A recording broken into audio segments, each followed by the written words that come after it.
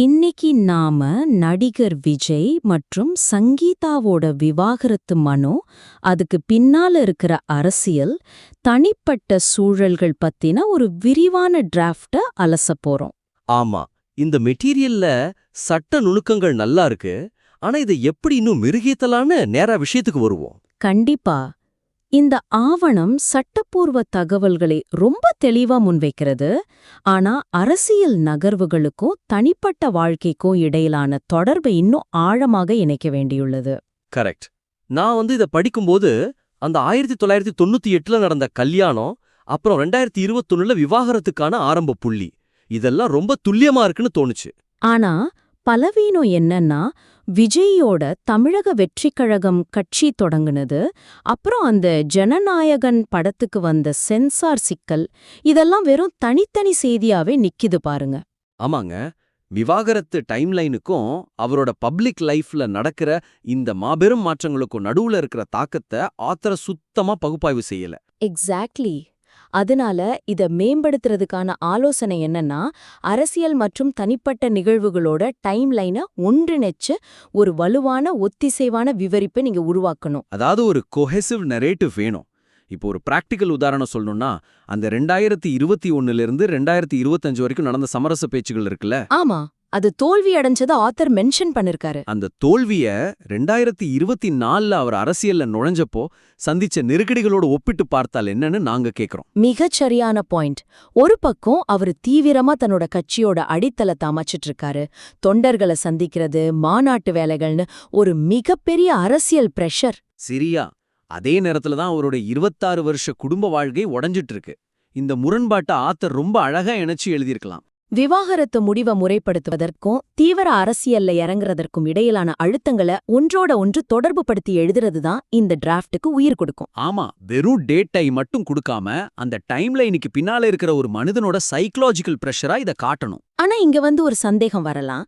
இத ரொம்ப அரசியலாக்குனா அது ஒரு கான்ஸ்பிரசி தியரி மாதிரி ஆயிடாதான்னு. அப்படி ஆகாம தடுக்கிறதுக்கு தான் தரவுகளை சரியா பயன்படுத்தணும். உதாரணத்துக்கு, ஜனநாயகன் படம் சென்சார்ல சிக்கினப்போ விஜய் ரொம்ப அமைதியா இருந்தாருன்னு ஒரு இடத்துல வருது. அந்த நிதானத்தை அவரோட பர்சனல் கொந்தளிப்போட கனெக்ட் பண்ணி காட்டி தகவல்களை ஒரு மனிதனோட வாழ்க்கையில நடக்கிற திருப்புமுனைகளா மாத்தணும். கரெக்ட்.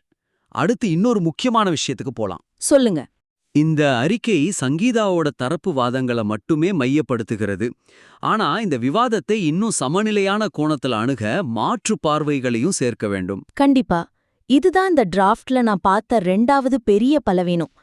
பேரே குறிப்பிடப்படாத ஒரு நடிகை கூட இருக்கிற தொடர்பு, சோஷியல் மீடியா போஸ்ட் மூலமா வந்த மன உளைச்சல்னு எல்லாமே சங்கீதா தரப்பு குற்றச்சாட்டுகளாவே இருக்கு.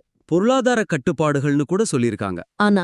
ஆனா மறுபுறம் விஜய் தரப்புல நிலவும் மௌனம் அல்லது இந்த விவகாரத்தில் உள்ள சட்ட உத்திகள் பத்தின எந்த ஒரு கோணமும் இதுல விடுபட்டுள்ளது. அதனாலே எங்களோட ஆலோசனை என்னன்னா, நடிகையின் பெயரை வெளிப்படுத்தாம இருப்பதன் பின்னணியில் உள்ள சட்ட ரீதியான தந்திரம் மற்றும் எதிர்த்தரப்பின் அமைதி குறித்த பகுப்பாய்வே ஆத்தர் சேர்க்கலாம். ஒரு கான்கிரீட் எக்ஸாம்பிள் சொல்லணும்னா, அந்த விவாகரத்து மனுல தேவைப்பட்டால் நடிகையை 2வது எதிர்மனுதாரராக சேர்ப்பேன் அப்படின்னு சங்கீதா தரப்பு சொல்லிருக்காங்க இல்லையா? ஆமா, அந்த பகுதியை நாம உற்று நோக்கலாம். ஆத்தர் இத வெறும் ஒரு தகவலா மட்டும் கடந்து போயிட்டாரு. ஆனா அந்த கருத்தின் அடிப்படையில இத வேறொரு கண்ணோட்டத்துல பார்த்தால் என்ன? இது தேவையற்ற விளம்பரத்தை தவிர்க்கும் ஒரு செயலா, அல்லது விஜயின் அரசியல் பிம்பத்தை சிதைக்காமல் இருக்க இருதரப்பும் கையாளும் ஒரு யுக்தியா என்ற கேள்விய ஆவணத்துல எழுப்பலாம். எக்ஸாக்ட்லி. ஒரு அரசியல் தலைவரா மாறப்போற ஒருத்தரோட இமேஜ் டேமேஜ் ஆகாம இருக்க 2 தரப்பும் ரொம்ப கவனமா விளையாடுற ஒரு லீகல் செஸ் கேம் இது.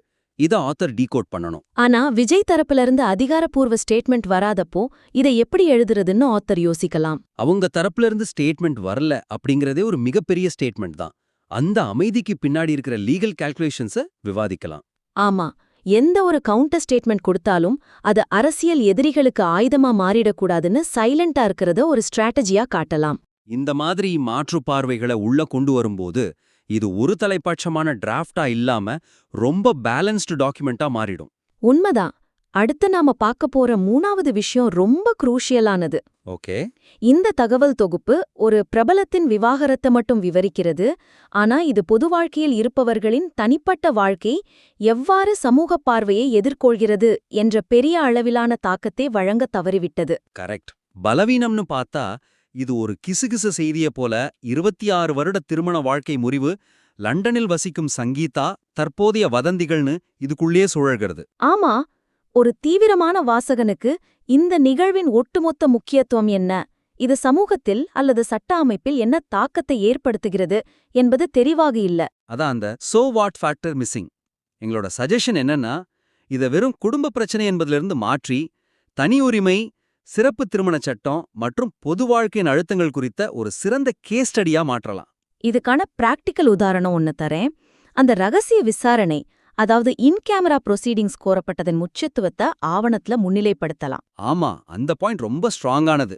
26 வருஷமா ஒரு லோ ப்ரொஃபைல் வாழ்க்கை வாழ்ந்த குடும்பம் கோர்ட்டுக்கு வரும்போது ஏன் ரகசிய விசாரணை கேக்குறாங்க?